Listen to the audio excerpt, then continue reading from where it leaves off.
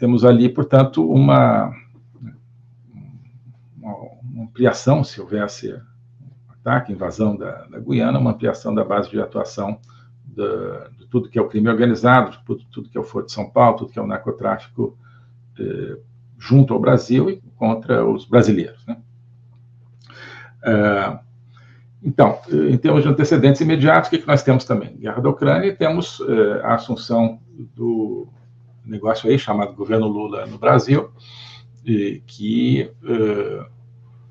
logo nas primeiras semanas mandou o sujeito chamado Celso Amorim a Caracas para beijar a mão e os pés, né? Beijou a mão e os pés do Maduro e, né, se trata de recompor relações, se trata de reoferecer-se, né, ao regime tirânico do Maduro, e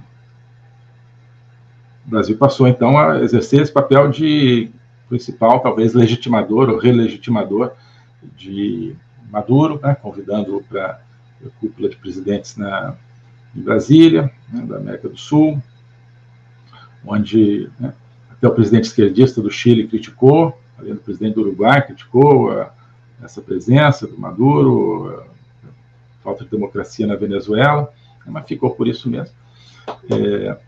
E o Brasil, então, não sei até que ponto em coordenação, mas provavelmente com alguma coordenação com o governo Biden também, começou a trabalhar para devolver Maduro sua livre atuação na comunidade internacional, como se fosse um presidente normal, um país que tem os seus problemas, né? Tem a rua ali que está meio esburacada, umas coisas assim, mas olha só, é um presidente normal, de um país normal, de um regime normal.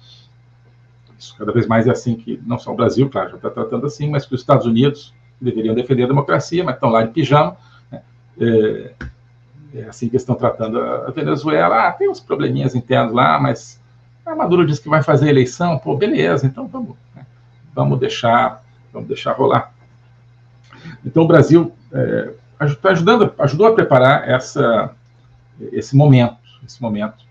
E agora, recentemente, notícias aí que na semana passada houve uma reunião, acho que não foi de chanceleres, foi de, não sei que nível de autoridades, em Brasília, sediada no Itamaraty, onde estavam presentes, inclusive representantes da Guiana, mas estavam presentes representantes da Venezuela, e parece que fizeram um discurso raivoso e agressivo contra a Guiana, quase dizendo assim, nós vamos tomar esse negócio, né? E isso dentro do Itamaraty, né, simbolizando o beneplácito do Itamaraty a isso. Então, se amanhã a Venezuela invadir a Guiana, o Brasil tem parte de culpa, sim. O Brasil de Lula tem parte de culpa, sim. Porque a Venezuela está se sentindo totalmente sem pressão sobre a sua atuação internacional. Está se sentindo poderosa, está se sentindo de mãos desatadas, né, não só para oprimir cada vez mais o seu povo, mas agora para invadir o país dos outros também. Isso é assim, em parte, porque o Brasil afrouxou completamente, abriu completamente as suas torneiras políticas e diplomáticas para a Venezuela, né? Bom, tem as notícias aí de que está indo uma força militar muito maior do que o usual para Roraima, né, brasileira, se posicionando ali, para fazer o quê? Eu não sei, mas obviamente também o reflexo, assim, o que faz quando tem tensão territorial? Manda o pessoal para lá, mas não acredito que haja nenhum plano de ação, sobretudo não para deter uma invasão venezuelana. Tem um aspecto diplomático que, enfim, que não se fala muito, mas é o seguinte: como eu falei no início, uma parte do território que a Venezuela, Maduro, pretende invadir é um território que já foi reivindicado pelo Brasil, né, e que o Brasil aceitou, né, ceder ao Reino Unido como fruto de uma arbitragem a qual nós nos havíamos comprometido, né? Mas ceder ao Reino Unido, né? Portanto, a Guiana como herdeira, como Estado herdeiro do Reino Unido. Se a Venezuela invade aquilo, né, uma interpretação é de que esse acordo de arbitragem, né, para nós está tranquilo desde 1904, né, Reino Unido, Guiana lá, nós aqui, esse tratado, como é que fica isso? Nós continuamos comprometidos por esse tratado? Foi com o Reino Unido, foi para o Reino Unido que nós concordamos na arbitragem e, em função da arbitragem, nós concordamos que aquele território era deles e não nosso. Mas se a Venezuela invade, uma interpretação é de que o Brasil tem o direito de voltar a reivindicar aquele território.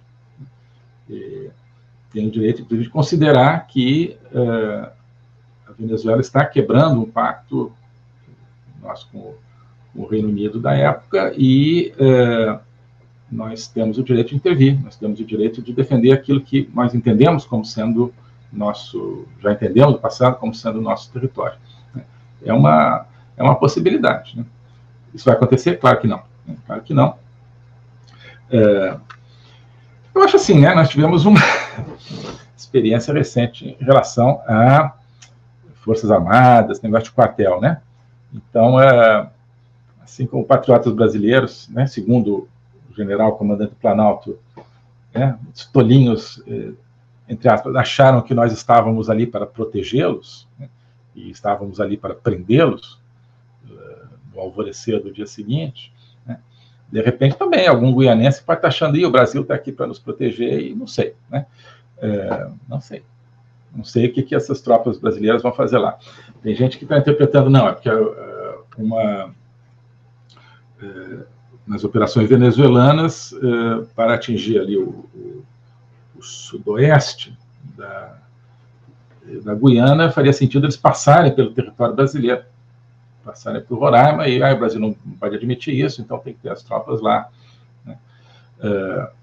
A minha interpretação é que as tropas estão lá, não digo que vão ajudar a Venezuela, mas também não acredito que a Venezuela fosse fazer isso, porque não precisa, né? Se fosse um país altamente armado, então você precisa realmente, né, pegá-lo por trás, pegar pelo flanco. Mas o Guiana eles vão, né, fazer o que quiser. Então, chegam lá em cima e vão descendo pelo próprio Essequibo, né, que é o rio que está ali, e vai tomando à medida que vai descendo, não precisa passar por Roraima. A minha impressão é que as tropas brasileiras vão estar ali para assistir. Bom, então, a Sandra está dizendo aqui, com certeza vão ajudar o Maduro, né? De uma maneira ou de outra. Né? De uma maneira ou de outra. Lembrem-se que, quando... acho que foi da visita do Maduro a Brasília, porque teve encontro dos presidentes e teve um encontro bilateral do Lula com Maduro, né? Porque isso também foi parte desse prestígio dado a Maduro. Se fosse assim, olha, tem que convidar todo mundo, convida aqui, tá lá, é uma coisa, né? Não tá bom, mas é uma coisa, tá lá o Maduro, né? Não, Maduro chegou na véspera, foi recebido, né, com honras dispensadas só a ele, foi recebido numa visita bilateral, os outros não foram. Esses encontros internacionais são muito comum. Você tem uma reunião com 5, 10, 20 presidentes, chefes de Estado, mas 1, 2 que fazem uma visita bilateral antes ou depois. Também não dá para ser mais do que 1 ou 2, porque o presidente não pode receber uma visita bilateral mais do que uma ao mesmo tempo. Indicando que tem um prestígio diferenciado esses que fazem uma bilateral junto com uma multilateral. Isso foi o que aconteceu, isso foi o que foi oferecido ao Maduro. E, se não me engano, nessa ocasião foi firmado até um instrumento pelo qual o Brasil e Venezuela compartilhariam inteligência, informações, abre aspas, no combate ao narcotráfico, né? Fecha aspas. Eu acredito que começaram a compartilhar informações, sim, inteligência, sim. Só não acredito na parte no combate ao narcotráfico. Mas, então, lembremos que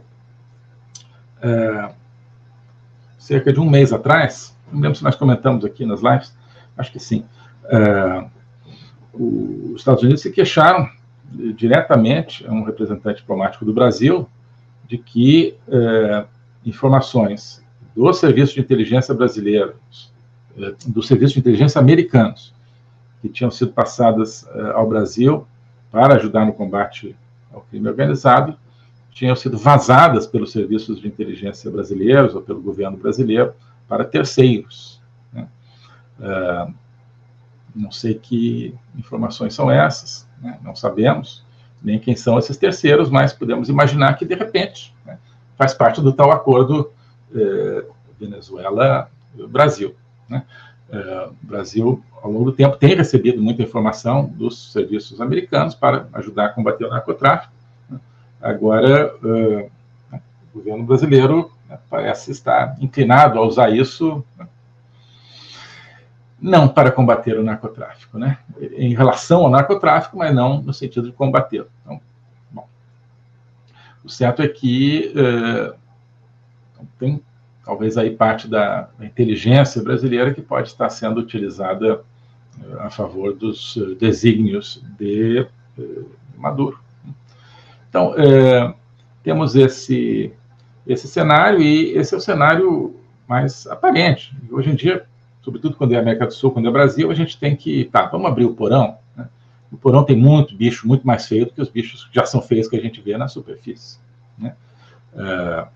Então, visita da dama do tráfico, por exemplo, ao Ministério da Justiça é um bicho que apareceu na superfície, mas que, né, revela, né, muita coisa acontecendo ali de baixo, né? Então, toda essa movimentação, o que ela significa para a verdadeira estrutura de poder hoje, que está muito nas mãos do crime organizado? Não sei, a gente pode especular. Estamos vendo o crime organizado brasileiro, com conexões no Brasil, também de mãos cada vez mais livres, né, cada vez mais alegre, o Hezbollah planejando atentados no Brasil, né, 1.000 integrantes do PCC identificados em Portugal. Por coincidência, 2 dias depois, o primeiro-ministro de Portugal caiu, né? Vamos ver. O globalismo existe, é uma coisa concreta. Ele é composto pelo Great Reset, do Fórum Econômico Mundial, pelo projeto hegemônico da China, pelo programa de manipulação e conquista da América do Sul pelo Foro de São Paulo e outros elementos. E esses elementos, eles atuam uns em benefício dos outros, sempre, principalmente através do controle da linguagem, porque o controle da linguagem é o controle do nosso pensamento. Então nós estamos tendo o nosso pensamento reprogramado, e essa reprogramação vai contra a nossa liberdade, vai contra a essência do ser humano. Isso é o globalismo. Com base nesse estudo, nessa experiência, é que eu criei o curso de Logopolítica. Toda semana eu dou aulas sobre geopolítica, literatura, filosofia, cultura de um modo geral, tudo isso em conjunto formando um espaço de conhecimento que eu denomino a logopolítica, para nós não apenas entendermos a ameaça do globalismo, mas podermos nos contrapor a ela. Se você quiser entrar nesse projeto de conhecer o globalismo e enfrentar o globalismo, clique aqui